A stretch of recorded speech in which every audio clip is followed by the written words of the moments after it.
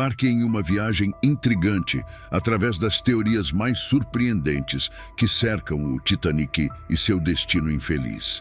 Desde a trama mortal, envolvendo um milionário, até a maldição de uma múmia, prepare-se para desvendar alguns dos mistérios mais fascinantes deste navio icônico.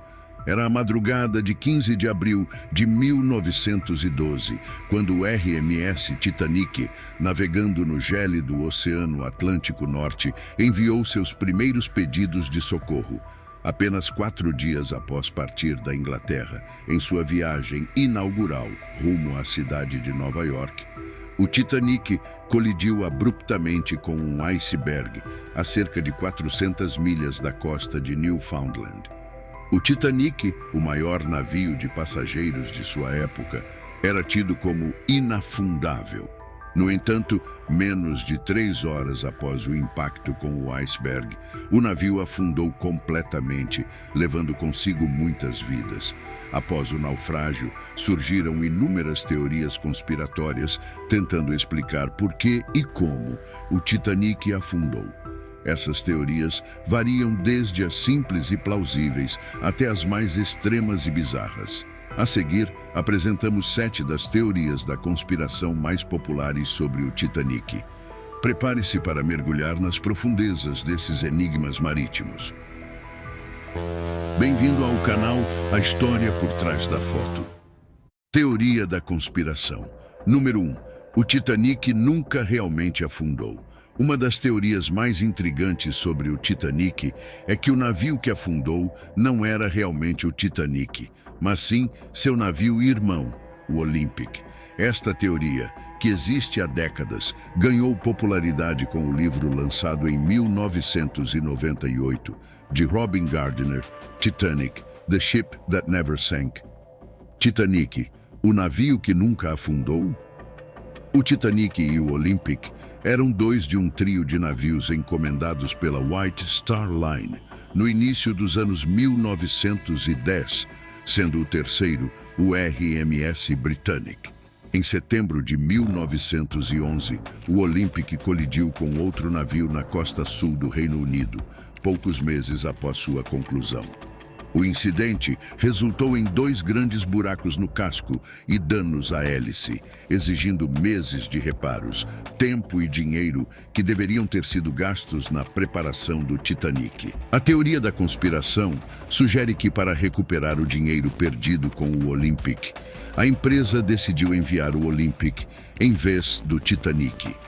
A ideia era que, quando o Titanic afundasse poucos dias após sua viagem inaugural, a empresa receberia uma grande indenização do seguro do navio novo em folha. Os defensores desta teoria apontam para várias evidências físicas e circunstanciais. Eles argumentam que, embora o Titanic e o Olympic fossem muito semelhantes, havia pequenas diferenças entre eles, como o número de vigias. O Olympic tinha 16 vigias e o Titanic tinha 14. No entanto, fotos da viagem inaugural do Titanic parecem mostrar um navio com 16 vigias. Além disso, vários passageiros importantes, incluindo o milionário banqueiro J.P. Morgan, proprietário do navio, cancelaram suas reservas no último minuto. Os defensores da teoria sugerem que isso ocorreu porque eles sabiam que o navio estava condenado. No entanto, é importante notar que existem contrapontos a esta teoria. Por exemplo, registros mostram que o Titanic originalmente tinha 14 vigias, mas 2 adicionais foram adicionados antes de sua viagem inaugural. O mesmo aconteceu com o Olympic. Além disso, o Titanic estava segurado por apenas 2/3 de seu custo, o que significa que, se afundasse, a White Star Line ainda sofreria perdas financeiras, tornando a ideia de um golpe de seguro discutível. Teoria da conspiração. Número 2. J.P. Morgan planejou o naufrágio do Titanic para eliminar seus rivais. Outra teoria fascinante sugere que J.P. Morgan, um dos magnatas mais influentes de sua época, foi o arquiteto por trás do desastre do Titanic. Segundo essa teoria, Morgan planejou o naufrágio para eliminar seus rivais financeiros. Antes da viagem inaugural do Titanic, Morgan estava pressionando pela criação de um sistema bancário centralizado nos Estados Unidos, que eventualmente se tornaria o Federal Reserve. Embora ele próprio tenha decidido não embarcar no Titanic, três figuras proeminentes do mundo financeiro, John Jacob Astor IV, Isidore Straus e Benjamin Guggenheim, embarcaram e, infelizmente, pereceram no naufrágio. A teoria sugere que Morgan planejou o naufrágio porque Astor, Straus e Guggenheim se opunham à sua visão para o Federal Reserve. A teoria ganha força com o fato de que Morgan cancelou sua viagem no Titanic no último minuto, um movimento que alguns veem como suspeito. No entanto, não há evidências concretas de que Astor, Straus e Guggenheim se opusessem à criação do Federal Reserve. De fato, Straus expressou apoio ao plano de Morgan em 1911, segundo The New York Times, e nem Astor nem Guggenheim se posicionaram publicamente sobre um sistema bancário centralizado. Os motivos de Morgan para cancelar sua viagem ainda são objeto de debate entre os especialistas. Foi inicialmente relatado que ele estava doente e queria passar algum tempo com sua amante. Don Lynch, historiador da Titanic Historical Society, sugeriu um motivo alternativo. Morgan foi a Paris para supervisionar a remoção de suas compras artísticas do país antes que as novas leis francesas proibissem a exportação de tesouros artísticos. Independentemente do verdadeiro motivo, se Morgan tivesse planejado o naufrágio para eliminar seus rivais, muitas coisas teriam que acontecer conforme o planejado. Não havia garantia de que todos os três homens ricos morreriam no acidente, e muitas outras vidas inocentes também seriam perdidas. Como a Reuters observou, embora seja verdade que J.P. Morgan era dono do Titanic e não embarcou em sua viagem inaugural condenada, não há evidências que sugiram que ele intencionalmente perdeu a viagem porque sabia que o navio iria afundar. Os historiadores debateram vários motivos para Morgan cancelar sua viagem, mas nenhum está relacionado ao Federal Reserve. Teoria da conspiração. Número 3. Uma múmia amaldiçoou o navio. A terceira teoria sobre o naufrágio do Titanic envolve uma múmia amaldiçoada. Segundo essa teoria, o navio afundou devido à maldição de uma múmia. A ideia surgiu logo após o naufrágio, quando o The Washington Post publicou um artigo em 12 de maio de 1912, intitulado Fantasma do Titanic. A vingança da múmia Hoodoo seguiu o homem que escreveu sua história.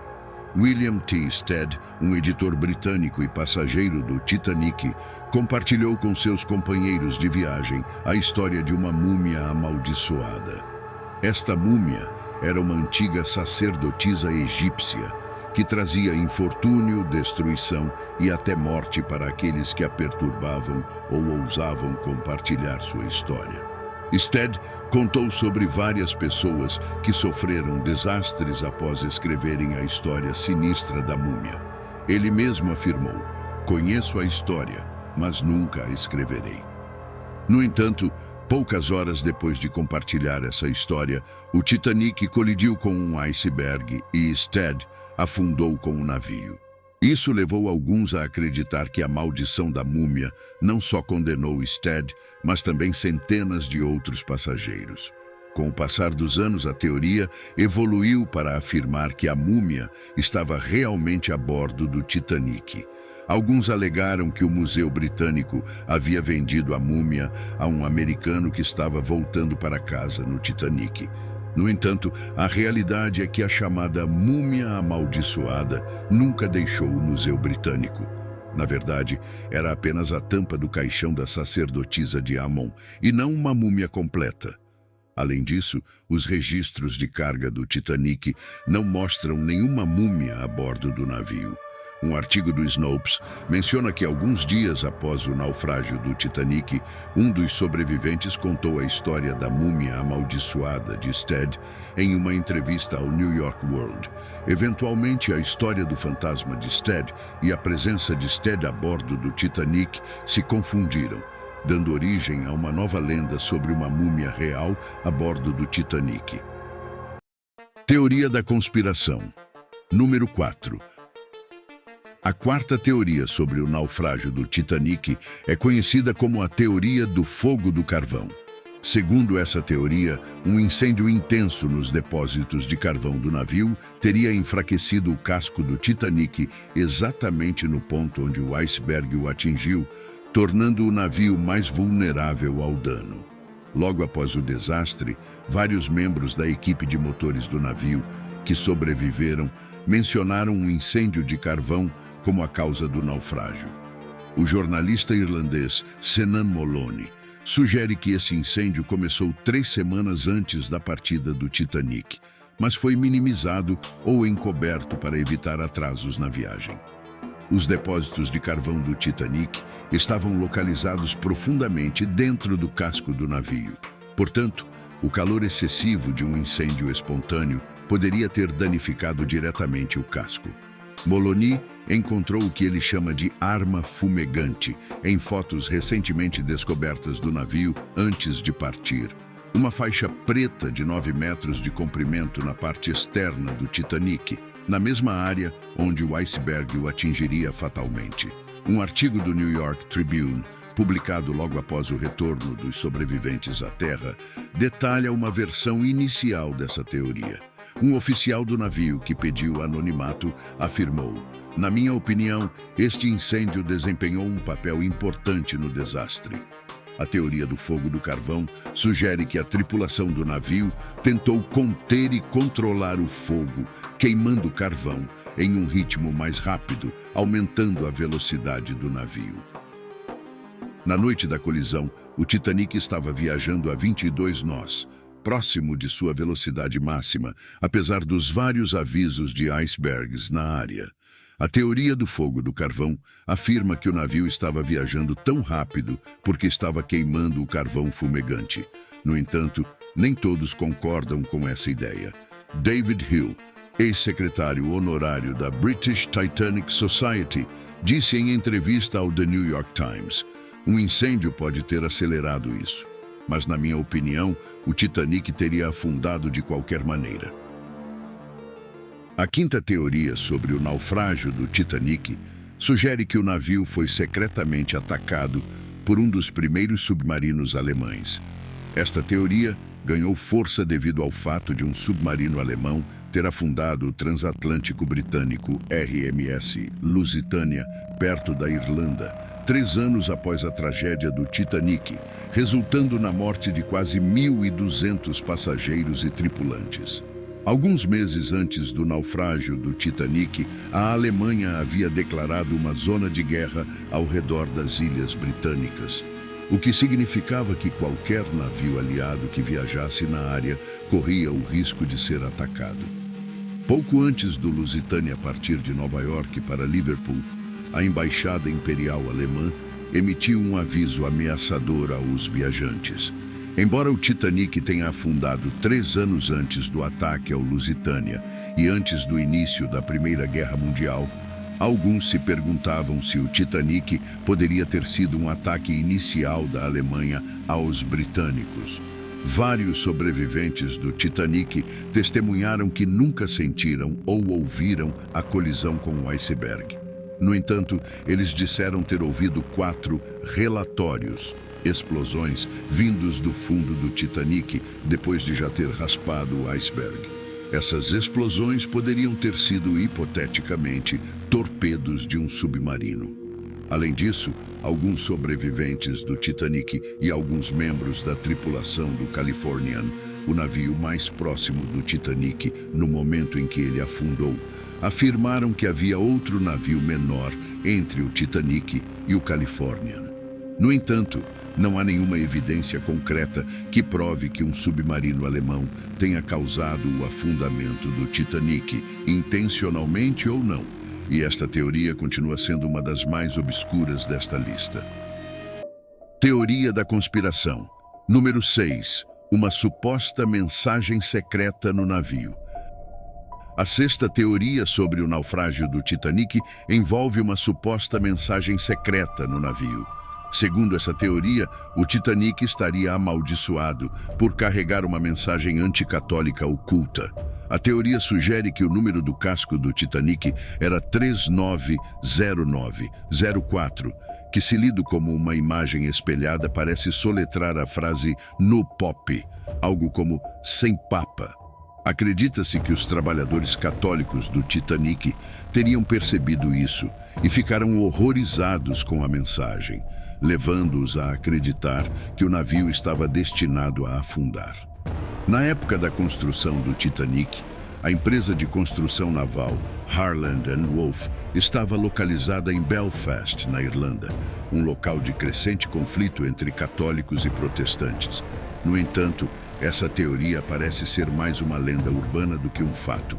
Não há documentação dos números 390904 aparecendo em qualquer lugar no Titanic ou em qualquer material relacionado ao navio. De acordo com o site Snopes, a designação oficial da junta comercial para o Titanic era 131.428, e o número do pátio atribuído a ela pela Harland & Wolff era 401. Além disso, é altamente improvável que houvesse trabalhadores católicos na Harland & Wolff na época para alertar as pessoas sobre o suposto número amaldiçoado. Conforme relatado pelo Business Insider, a autora Annie Caulfield escreveu que, no século XX, Harland & Wolff tinha a reputação de empregar apenas protestantes. Particularmente, não consegui formar a frase da teoria da conspiração espelhando os números, mas se você conseguir, deixe aqui nos comentários. Sétima teoria: cortando atalhos para economizar dinheiro. A teoria 7 sugere que cortar atalhos para economizar dinheiro pode ter consequências desastrosas, como ilustrado pela tragédia do Titanic. A teoria mais convincente sobre o naufrágio do Titanic é que os construtores do navio, na tentativa de economizar custos, utilizaram materiais de qualidade inferior, o que acabou contribuindo para a magnitude do desastre. A Harland & Wolff, empresa responsável pela construção do Titanic, optou por usar rebites de ferro de baixa qualidade nas extremidades do navio, em vez dos rebites de aço de alta qualidade. Embora mais baratos, os rebites de ferro eram significativamente mais fracos que os de aço, material que já era utilizado por empresas concorrentes na época da construção do Titanic. Cientistas argumentam que o Titanic afundou rapidamente após colidir com um iceberg devido à baixa qualidade dos rebites utilizados. Esses rebites teriam se rompido, permitindo a entrada de toneladas de água gelada do mar, conforme relatado pelo The New York Times em 2008. Análises dos destroços do Titanic revelaram que a Harland & Wolff realmente utilizou alguns rebites de aço, mas apenas no casco central do navio. Na proa, onde o Titanic colidiu com o iceberg, foram utilizados rebites de ferro forjado. Timothy Fueke, do Instituto Nacional de Padrões e Tecnologia e coautor do livro What Really Sank the Titanic, afirmou que os danos ao Titanic terminam exatamente onde os rebites transitam do ferro para o aço. Isso não significa que o navio não teria afundado se rebites de aço tivessem sido utilizados em toda a sua construção. No entanto, a utilização de rebites de melhor qualidade poderia ter tornado o desastre menos mortal, mantendo o Titanic à tona tempo suficiente para a chegada das equipes de resgate, salvando assim centenas de vidas, conforme sugerido pelo The New York Times. Em última análise, o naufrágio do Titanic foi uma tragédia histórica, resultado de uma combinação infeliz de circunstâncias e uma colisão fatídica com um iceberg. O navio, que era considerado inafundável, provou ser tudo menos isso.